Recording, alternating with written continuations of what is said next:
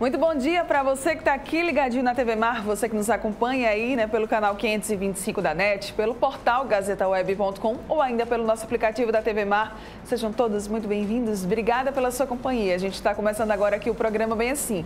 E hoje aqui no programa nós vamos falar sobre câncer de pulmão. É muito importante a gente abordar esse tema e nós vamos trazer muitas informações sobre ele hoje aqui, tá? Também vamos falar sobre desregulação emocional infantil. Você acha que são só os adultos que podem acabar aí ficando, né, desregulados emocionalmente? Não, criançada também pode sofrer com isso. E pra gente fechar o programa de hoje tem muita música. Quem canta pra gente é Maciel Valente, inclusive vai ter turnê pela Europa aí com ele e ele também vai contar todos os detalhes já aqui no Bem Assim. E é claro, eu conto com você, então não sai daí, porque nós estamos começando o nosso programa agora.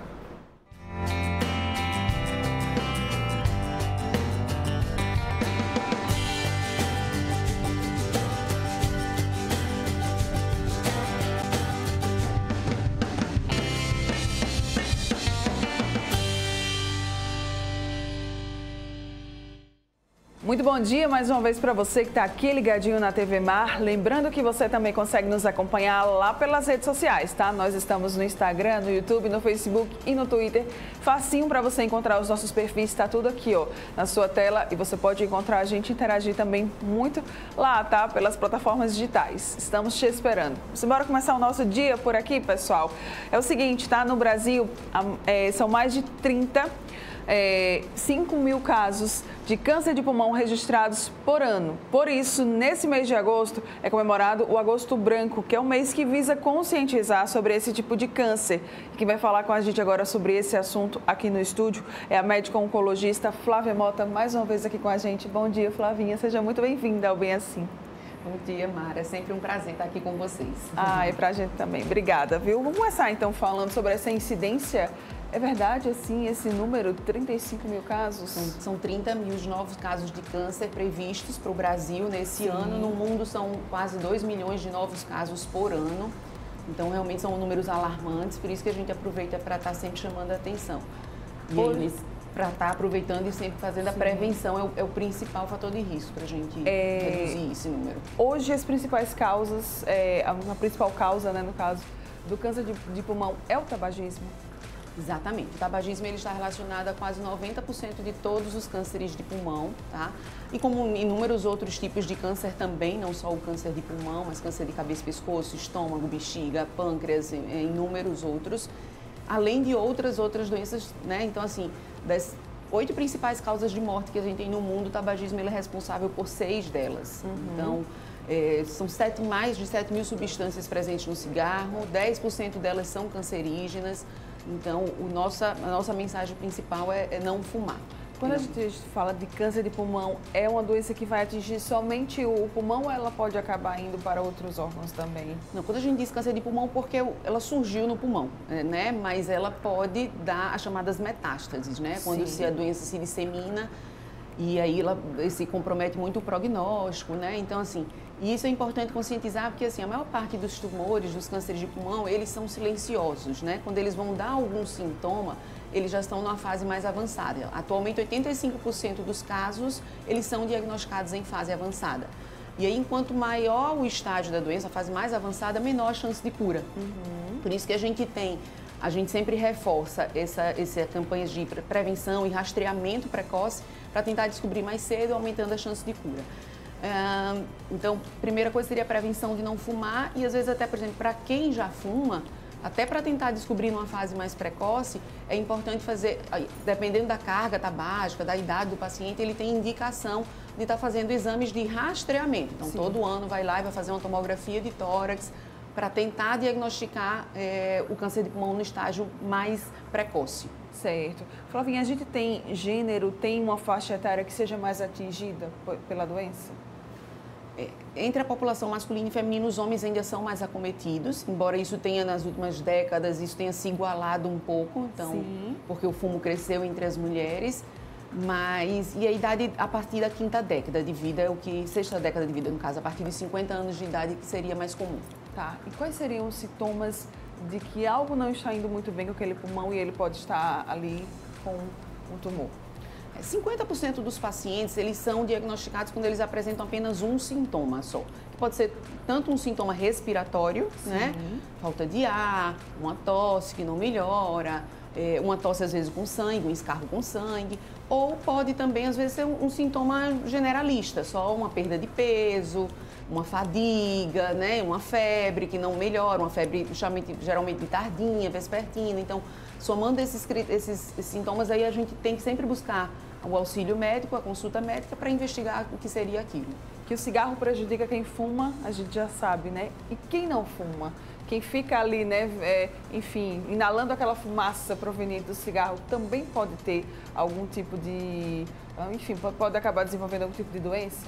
É o tabagismo passivo, que a gente chama isso. Exato.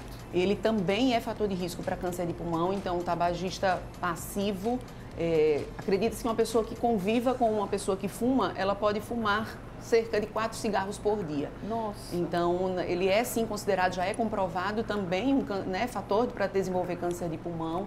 Os cigarros eletrônicos é outra coisa importante também, está muito comum entre os adolescentes. Então, assim, ainda não está comprovado esse papel, mas muito se fala, porque ele tem altíssimos níveis de nicotina comparado com o cigarro normal, então a dependência é muito maior. Não vai ter algumas substâncias que são cancerígenas, como no cigarro normal, mas ele tem muito formaldeído, que Sim. também é cancerígeno também. Então, o cigarro eletrônico, a gente precisa tirar esse mito de que ele não faz mal. Ele pode aumentar, sim, o risco de câncer de pulmão e outras doenças respiratórias também. Flávia, você tocou, inclusive, no ponto que eu gostaria muito que a gente falasse sobre ele, até mesmo para conscientizar. Porque, como você bem falou, né, o cigarro eletrônico está virando uma modinha agora. Na verdade, ele vai e vem, né? Vez ou outra ele aparece, ou ele some. Só que agora ele voltou a aparecer. E como a Flávia muito bem colocou, gente, a incidência de pessoas que estão usando o cigarro eletrônico está sendo muito nos adolescentes e jovens. Isso é muito perigoso, né? Porque são pessoas que estão começando a fumar muito cedo e que estão achando que por ser o cigarro eletrônico não tem problema nenhum, né? Isso, ainda não tem a maturidade de entender os prejuízos que aquilo ali vai causar à sua saúde mais à frente, né? Então, é importante a gente sempre conscientizar e reforçar isso. E o narguilé, né? A gente também não pode deixar de falar dele. Também tem, não está cientificamente totalmente comprovado, mas também pode aumentar sim o risco. Então também pode aumentar, tá? Então, é cigarro normal, né, como a gente chama, cigarro eletrônico também, não é sempre controverso também, mas também existem estudos que sim, que não, mas a gente sempre vai alertando, né? Muito bem. Como é que funciona o diagnóstico aí do câncer de pulmão? O diagnóstico ele sempre vai ser feito inicialmente por um exame de imagem, né? Então, uma tomografia, um raio-x de tórax, ali provavelmente essa é a primeira etapa. E aí depois sim, esse paciente precisa passar por uma biópsia, né? Para a gente confirmar o tipo de tecido, para daí estar fazendo outros exames de imagem, outros exames moleculares, genéticos, para a gente entender mais e aí poder tratar melhor. Então, a gente vai desde um raio-x de tórax até um PET-CT, que é um exame que a gente tem mais completo. Então, todos esses estão presentes dentro do diagnóstico do câncer de pulmão. E a gente pode fazer tanto uma biópsia, por exemplo, via uma broncoscopia, como também, às vezes, uma biópsia guiada pela própria tomografia, uma biópsia externa ali. Ou, às vezes, o cirurgião vai ter que entrar e fazer uma cirurgia também. Então, isso vai depender muito de caso a caso mesmo, da localização da lesão, do tamanho, se tem outros pontos de doença ou não. Então, tudo isso vai influenciar. Tá. E o tratamento? Como é que é feito? O tratamento ele vai depender muito daquele estadiamento, como a gente falou. Se é uma doença mais inicial, a gente pensa inicialmente na cirurgia, tá? Tem a radiocirurgia hoje em dia, que é como se fosse uma radioterapia em doses bem altas, que vão fazer o papel de uma cirurgia. Então, para aquele paciente que tem uma contraindicação cirúrgica, ele tem essa opção hoje em dia da radiocirurgia, a gente tem isso em Maceió, tá?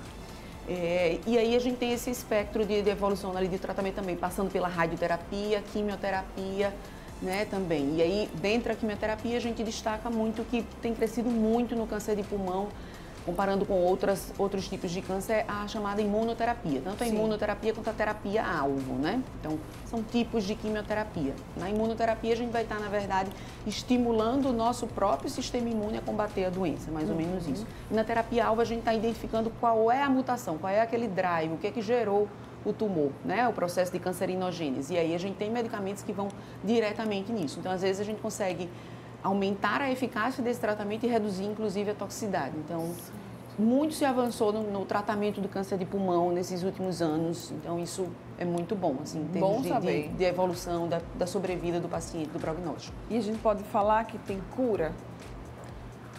Infelizmente, quando a gente tem cura, quando a gente descobre cedo, tem cura, né? Quando está numa fase mais avançada, essa chance de cura diminui bastante, né? Mesmo com o advento todo dessas novas terapias, que isso melhorou muito, mas ainda, né, o prognóstico ainda é muito complicado quando a gente descobre numa fase avançada. É interessante que a gente fala, porque tem muita gente que acha, né, que, mas eu só fumo um pouquinho, ou então eu estou começando a fumar agora, eu ainda não tenho muito tempo. As pessoas acham que só vai ter o câncer de pulmão quem tem muito tempo aí, né, de tabagismo. Eu queria saber, é verdade, é falso, é mito? Conta pra gente. É verdade, né? Então, assim, de certa forma, o risco de desenvolver um câncer de pulmão, ele vai estar relacionado ao que a gente chama da carga tabágica. Ele, principalmente, como o cigarro é o principal fator de risco, né, relacionado a cerca de 90% de todos os cânceres de pulmão, essa carga tabágica, ela vai ter a ver com isso sim. Então, a quantidade de cigarros que o paciente fuma por dia e o tempo de fumo que ele tem também. Tá. Isso influencia. Melhor forma de se prevenir, então? Não fumar. Não fumar, né? Bem simples. Ter hábitos não fumar. saudáveis. Tem pacientes que falam muito isso, ficam com aqueles, mas eu estou fumando menos, eu estou fumando pouco.